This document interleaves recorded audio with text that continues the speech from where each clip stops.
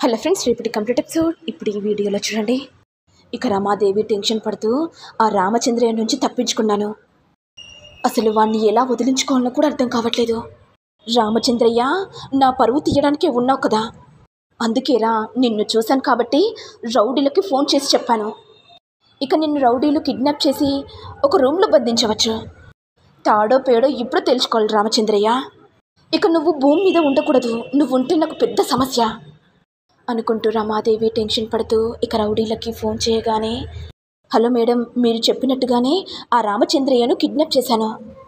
మంచి విషయం చెప్పారు. ఆ రామచంద్రయ్యను తక్కువ అంచనా వేయద్దు. అతను ముసలి కన్నీళ్లు పెట్టుకుంటాడు, ఏదో మీకు మాయ మాటలు చెప్తాడు.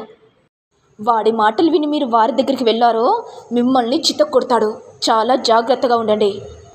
అలాగే మేడం, మీరు చెప్పినట్టు చేస్తాను. ఇంకో విషయం చెప్పడం మర్చిపోయాను. ఇంకో 5 నిమిషాల్లో వాడి దగ్గరికి వస్తున్నాను.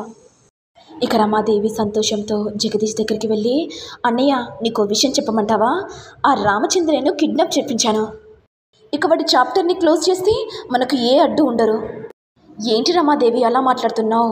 రామచంద్రయ్యను చంపేస్తావు, మరి ఆ చిత్రవతి ఉంది కదా, మరి దాని సంగతి ఏంటి?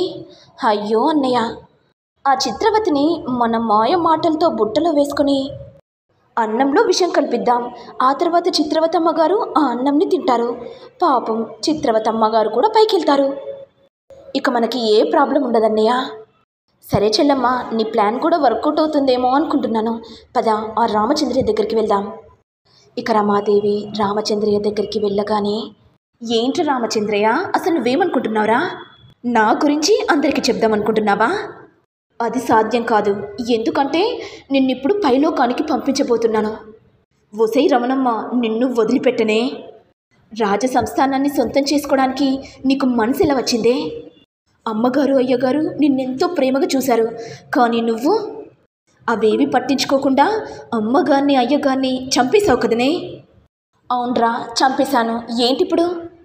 నీకు విషయం తెలుసా రామచంద్రయ్య? ఆ రాజమణిహారం కూడా నా దగ్గరనే ఉంది. ఎన్నో రోజుల నుంచి కలలు కన్నాను, ఆ కలలు నా నిజమైపోయాయి. ఇక రామచంద్రయ్య గట్టిగా నవ్వుతూ, అసలు నువ్వేమనుకుంటున్నావు? నీ దగ్గర రాజమణిహారం ఉందనుకుంటున్నావా? ఇక రమాదేవి టెన్షన్ పడుతూ, వీడేంటన్నయ్య ఇలా నవ్వుతున్నాడు? నీకు తెలుసు కదా చెల్లమ్మ, ఆ ఉపేంద్రగాడు ఆ రాజమణిహారం తీసుకున్నాక డూప్లికేట్ అని తెలిసిందే. మరి ఒరిజినల్ రాజమణిహారం ఎక్కడుందో కూడా మనకు తెలియదు కదా. రామచంద్రయ్య, నిజం చెప్పు, ఆ రాజమణిహారం ఎక్కడుంది? నువ్వు నాకు నిజం చెప్పు, ఆ రాజమణిహారం నీకెలా వచ్చింది? అయ్యో, చెప్పడం మర్చిపోయాను. రాజసంస్థానానికి చెందిన మనవరాలు నా ఇంటి కోడలైంది.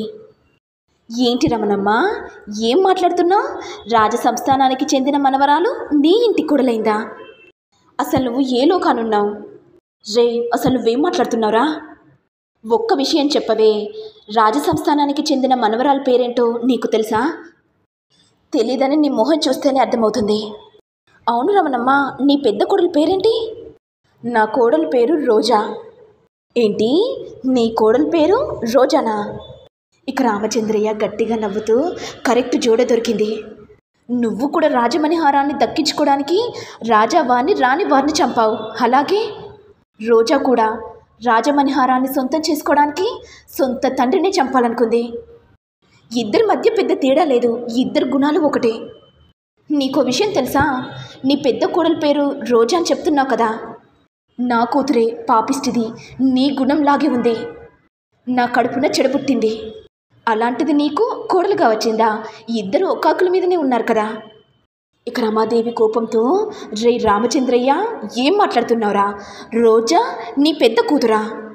అవునే, నా కూతురే. నువ్వు కూడా పని మనిషిగా పనిచేస్తూ అందరిళ్లలో పాచి పనులు చేస్తూ ఎవరిని వంచాల్లో వాళ్ళని పంచి ఒక స్థాయికి వచ్చావు కదా. నా కూతురు కూడా సేమ్ నీలాగే చేసింది. దానికి నీకు పెద్ద తేడా లేదు రమణమ్మ. ఇది విని రమాదేవి టెన్షన్ పడుతూ, అంటే ఇన్ని రోజులు రోజా రాజసంస్థానానికి చెందిన యువరాణి అనుకున్నాను, కానీ రోజా రామచంద్రయ్య కూతురా? ఇక రమాదేవి టెన్షన్ పడుతూ, ఇప్పుడు యువరాణి ఎక్కడుందో ఎలా తెలుసుకోవాలి? ఈ రామచంద్రయ్య గాడికి తెలుసు. ఆ యువరాన్ని పట్టుకుంటే రాజమణిహారం కూడా నాకు దక్కుతుంది. వీణ్ణి చంపననుకో, ఆ యువరాణి ఎక్కడుందో కూడా నాకు తెలీదు. ఏం చేయాలి? యువరాణి ఎక్కడుందో ఎలా తెలుసుకోవాలి? అనుకుంటూ రమాదేవి టెన్షన్ పడుతుండగా ఇటు రామచంద్రయ్య గట్టిగా నవ్వుతూ, నీకో విషయం తెలుసా రమాదేవి? నా చిన్న బిడ్డ చామంతి రాజసంస్థానానికి చెందిన యువరాణి. నువ్వు రాజావారిని చంపి వెళ్ళావు కదా, అప్పుడు చామంతిని నేను పెంచాను. తన తండ్రిలాగానే నీతిగా నిజాయితీగా ఉంటుంది, ఎవరికి ఏ అన్యాయం తలపెట్టదు అని అనేసరికి రమాదేవి విని ఒక్కసారిగా షాక్ అవుతుంది. అంటే ఇన్ని రోజులు చామంతి నా ఇంట్లో పని మనిషిగా పనిచేసేది. అంటే ఇప్పుడు అర్థమైంది, యువరాణి ఎవరో కాదు, చామంతి. రమణమ్మ, ఇక నా బిడ్డ పని మనిషి అని తెలిసిపోయింది కదా, దానిని మెడపట్టుకొని బయటికి గెంటేసేయి. అది ఇంట్లో ఉండడం కూడా మంచిది కాదు. అది ఏ ఇంటికి వెళ్ళినా కుటుంబం సర్వనాశనం అవుతుంది. సేమ్ నీలాగే రమణమ్మ. నువ్వు కూడా అందరి ఇళ్లకు మంట పెట్టేదానే కదా, అందరి జీవితాలతో ఆడుకున్నావు కదా. నీ బతుకు ఆ రోజా బతుకు సేమ్. రే రామచంద్రయ్య, ఊరుకుంటున్నాను కదా అని ఓవర్గా మాట్లాడుతున్నావు ఏంటి? నేను చెప్పేవన్నీ నిజాలు కాదా, అబద్ధాలా? రే రామచంద్రయ్య, ఇక నీ చాప్టర్ క్లోజ్ అయింది. చామంతి యువరాణి అని చెప్పేశావు కదా, ఇక తనని ఏం చేస్తానో నాకే తెలీదు. నువ్వు ఇలా పెద్ద ప్లాన్ వేస్తావని నాకు తెలుసు రమణమ్మ. చిత్రవతమ్మ గారికి నీ బుద్ధేంటో తెలుసు కాబట్టి నువ్వు నన్ను చంపావనుకో, నువ్వు గతంలో ఎన్ని పాపాలు చేశావో అవన్నీ సోషల్ మీడియాలో పెడుతుంది. ఇక నీ చాప్టర్ క్లోజ్ అవుతుంది. నీ పరువు ప్రతిష్ట అంతా పోతాయి. ఒకసారి ఆలోచించు రమణమ్మ. ఇది విని రమాదేవి టెన్షన్ పడుతూ, అన్నయ్య వీడేంటి ఇలా మాట్లాడుతున్నాడు? వీణ్ణి గనుక మనం చంపితే ఆ చిత్రవతమ్మగారు ఊరుకోరు. ఇక నా నిజస్వరూపం అందరికీ తెలిస్తే నా పరువు పోతుందన్నయ్య. చెల్లమ్మ, వీడెందుకో బ్లాక్మెయిల్ చేస్తున్నట్టుగా అనిపిస్తుంది. నేనేం బ్లాక్మెయిల్ చేయట్లేదు జగ్గడు, చంపాలనుకుంటే చంపేసేయి. నీతి నిజాయితీ ఎక్కడికి వెళ్ళదు. కర్మానుసారం తప్పకుండా మీరు శిక్షను అనుభవిస్తారు.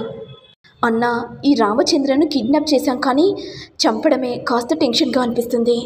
వీణ్ణి ఇలాగే కట్టిపడేసి ఉంచుదామన్నయ్య. సరే చెల్లమ్మ, నీకు నచ్చినట్టు చేయి. అన్నయ్య, ఇప్పుడు అన్ని విషయాలు తెలిసిపోయాయి కదా. రోజా రామచంద్రయ్య పెద్ద కూతురని తెలిసింది కదా, ఇక దానిని మెడలు పట్టుకొని బయటికి గెంటేయాలి. నాకే అన్ని అబద్ధాలు చెప్పి నా ఇంటికి కోడలవుతుందా? దాని తాళ్ళని తెంపేసి బయటికి గెంటేయాలి. అవును చెల్లమ్మ, దానిని ఇంట్లో నుంచి బయటికి గెంటేసి నా బిడ్డను అల్లుడికిచ్చి పెళ్లి చేసేసే. ఒసే రోజా, ఎన్ని అబద్ధాలాడి నా ఇంటికే కోడలవుతావా? వస్తున్నానే నీ దగ్గరికి అనుకుంటూ రమాదేవి కోపంతో ఇక ఇంటికి రాగానే, రోజా ఎక్కడున్నావు, బయటికి రా. ఏంటత్తయ్య, ఏమైంది, ఎందుకంత కోపంగా ఉన్నారు? నిజం చెప్పవే, నువ్వు రాజసంస్థానానికి యువరానివా? అవునత్తయ్య, చెప్పాను కదా నేను యువరానినని. మీకు కూడా రాజమణి హారాన్ని ఇచ్చాను కదా.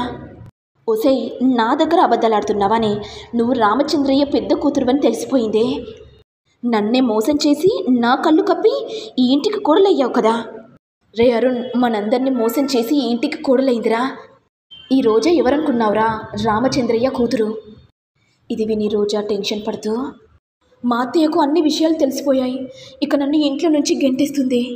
ఇప్పుడు నిన్నేం చేయాలి అనుకుంటూ రోజా ఆలోచిస్తుండగా ఇప్పుడు గుర్తుకొచ్చింది. అత్తయ్య, నన్ను ఇంట్లో నుంచి వెళ్ళగొట్టే అర్హత మీకు లేదు. ఏంటి, ఏమనుకుంటున్నావే? నువ్వు కూడా ఒక పని మనిషివి, అర్థమైందా? అత్తయ్య, మీరు కూడా అప్పట్లో పని మనిషిగా పనిచేసేవారు కదా రాజసంస్థానంలో. ఈ విషయాన్ని నేను అరుణ్కి, హర్షమామయ్యకి అందరికీ చెప్పమంటారా? ఇది విని రమాదేవి టెన్షన్ పడుతూ, నీకెలా తెలిసే?